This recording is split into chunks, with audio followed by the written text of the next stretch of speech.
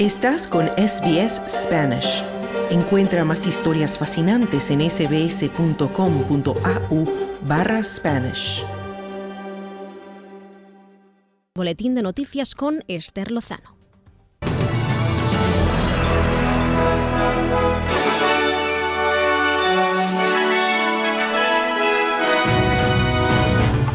Scott Morrison rechaza las predicciones de que el mundo se acerca al fin del carbón tras la cumbre del clima. Australia del Sur y Queensland anuncian restricciones fronterizas reducidas. Y una revuelta en una cárcel ecuatoriana deja este fin de semana 68 fallecidos y 25 heridos. Estos son los titulares del lunes 15 de noviembre.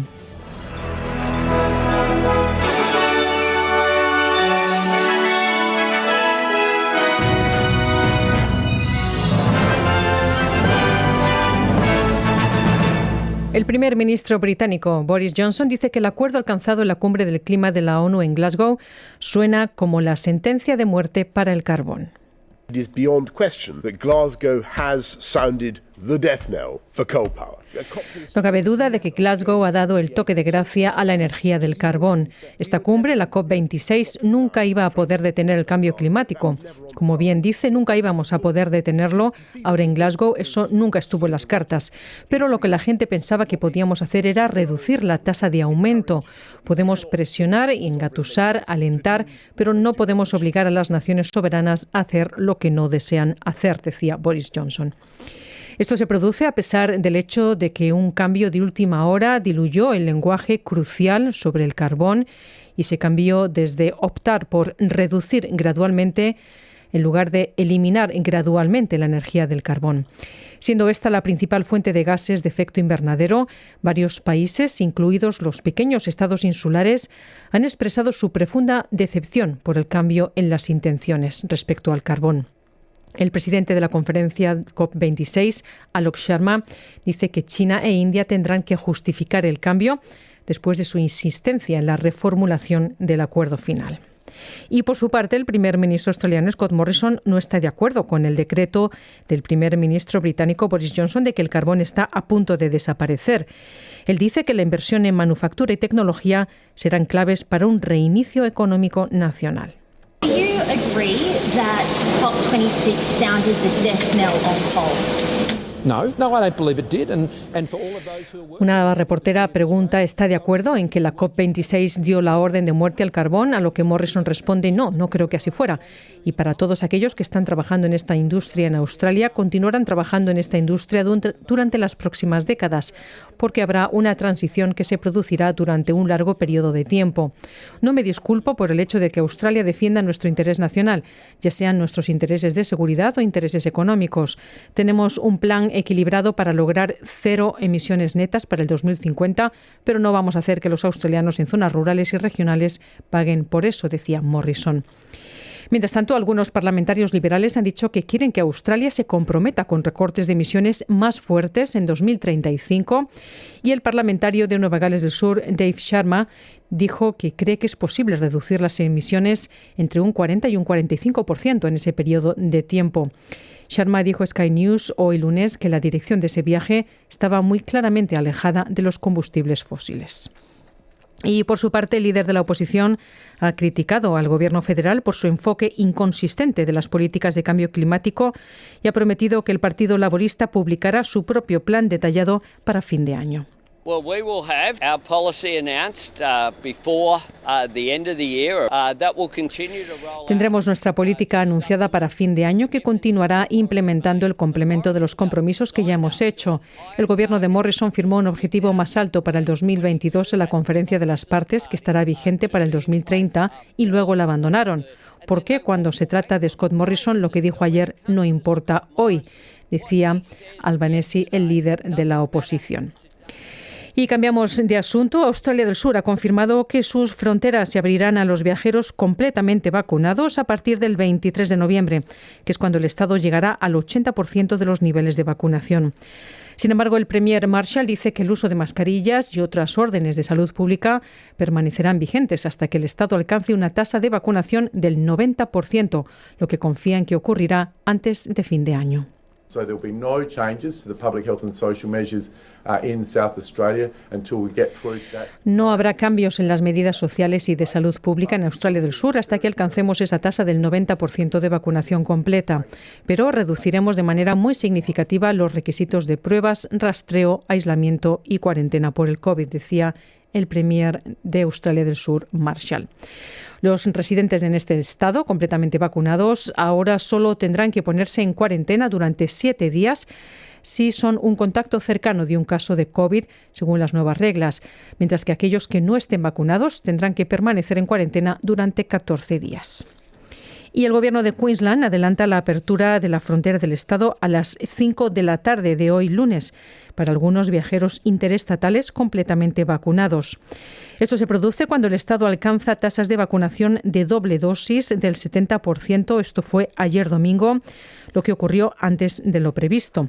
Cualquiera que busque ingresar al estado desde puntos críticos en Victoria, Nueva Gales del Sur o el territorio de la capital deberá recibir 2 dosis de una vacuna contra el COVID y la segunda deberá haber sido administrada al menos 2 semanas antes del viaje. Los viajeros deben llegar por aire, tener una prueba negativa de COVID aprobada por la TGA dentro de las 72 horas anteriores y haber solicitado un pase fronterizo. La premier Anastasia Palaszczuk dice que las tasas de vacunación deben aumentar antes de Navidad. Queenslanders have done such a great job that this milestone of the 70% double dose has been reached earlier than expected. Los habitantes de Queensland han hecho un trabajo tan excelente que este hito de la doble dosis del 70% se alcanzó antes de lo esperado, por lo que definitivamente estamos en camino de cumplir ese 17 de diciembre, pero puede que llegue antes. Entonces depende de los habitantes de Queensland, decía la premier. En ese estado, en Queensland, no se han registrado nuevos casos de COVID en las últimas 24 horas. En Victoria se han registrado 869 casos y 5 muertes. En Nueva Gales del Sur, 165 casos y 1 muerte. En el territorio de la capital registra 0 nuevos casos. Y nos vamos ya al exterior. La Guardia Fronteriza polaca ha acusado a las fuerzas de seguridad del lado bielorruso de preparar a los migrantes varados allí para asaltar la valla fronteriza. Se dice que muchas tiendas de campaña han sido despejadas en el campamento en Bielorrusia, justo enfrente del cruce fronterizo de Kuznica con Polonia. En un tuit, un guardia acusó a los funcionarios bielorrusos de equipar a los migrantes con gas lacrimógeno y darles instrucciones sobre cómo cruzar a Polonia. La policía polaca usó altavoces para advertir a la multitud en inglés que se usaría violencia si no seguían las instrucciones. Los informes son difíciles de verificar, ya que los periodistas y trabajadores humanitarios tienen negado el acceso al área y Polonia declaró el estado de emergencia a lo largo de su frontera. Y como adelantábamos en titulares, una revuelta en la cárcel ecuatoriana Guayas I ha dejado este fin de semana 68 fallecidos y 25 heridos. Entre viernes y sábado, los internos, miembros de bandas vinculadas al narcotráfico, se enfrentaron con armas de fuego y explosivos, pese al estado de emergencia que rige en las sobrepobladas cárceles de Ecuador, donde este año han sucedido de las mayores matanzas en la historia penitenciaria de Latinoamérica. El domingo se reforzó el perímetro de la cárcel con policías y soldados armados con fusiles y escopetas, aunque no hubo reportes de nuevos enfrentamientos. Decenas de personas también volvieron a concentrarse el domingo en las afueras del reclusorio y de la morgue policial en busca de información sobre sus familiares presos. Escuchamos a uno de los familiares en declaraciones a AFP. Por lo menos queremos saber para que cambien esta angustia que tenemos cada padre, cada madre. Hay un listado de muerte y el presidente no hace nada, el Estado no hace nada. Él tiene hijos, tiene padre. ¿Qué fuera si fueran sus hijos que estuvieran ahí? El vocero presidencial Carlos Gijón reportó que la situación está controlada en toda la penitenciaría con la intervención de 900 policías. Esta cárcel es una de las más importantes del país, con 8.500 internos y una sobrepoblación del 60%, según cifras oficiales. Otra masacre en esta misma penitenciaría dejó más de 100 fallecidos el pasado 28 de septiembre. Desde entonces, la violencia no ha parado. Y manifestantes en Cuba preparan para hoy lunes una marcha declarada ilegal por el gobierno.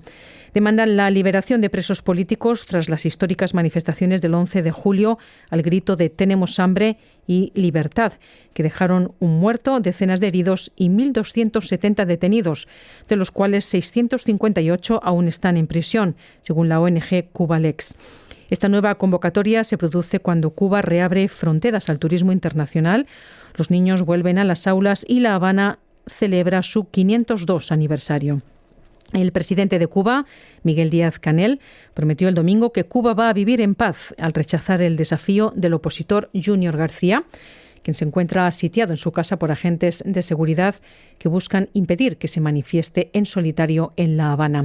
Escuchamos al mandatario cubano con sonido de AFP. Condenando, como ustedes mismos se convocaron, las campañas por subvertir el orden interno, las campañas mediáticas contra Cuba, contra la paz de Cuba y contra el bloqueo. Y Cuba va a vivir en paz, y viviendo en paz nos vamos a perfeccionar. ¡Viva Cuba! ¡Viva! El opositor García, fundador de Archipiélago, un grupo de reflexión política en Facebook con más de 30.000 miembros, había llamado a una manifestación el lunes en la capital y en 6 provincias más, pero el temor a posibles actos de violencia lo llevó a decidir marchar en solitario un día antes, lo que no ha podido ser debido a que fue sitiado en su casa por los agentes de seguridad. Y en Argentina, más de 34 millones de electores fueron llamados a las urnas el domingo en unas votaciones cruciales para el gobierno peronista de Alberto Fernández, quien busca conservar la mayoría en el Senado. Se renuevan 127 de las 257 bancas de la Cámara de Diputados, en la que el gobernante Frente de Todos detenta la primera minoría.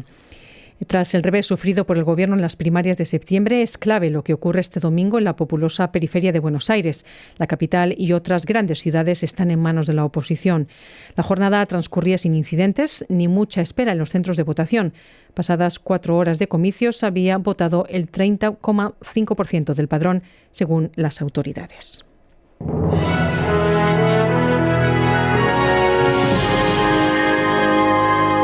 En las finanzas, el dólar australiano se cotiza hoy a 73,2 centavos de dólar americano y a 64 céntimos de euro.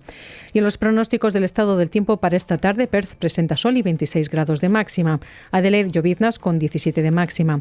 Melbourne, lluvias dispersas con 14 grados. Canberra, nuboso con 12 de máxima. Brisbane, soleado con 30 grados. Sydney, nubes y viento con 23 de máxima. Y Wollongong, nuboso y viento con 19 grados. Hasta aquí el boletín de noticias de Radio SBS. Te invitamos a continuar en nuestra sintonía porque ya llega hora 13 con mucha más información. Mañana otro boletín a la 1. Muy buenas tardes.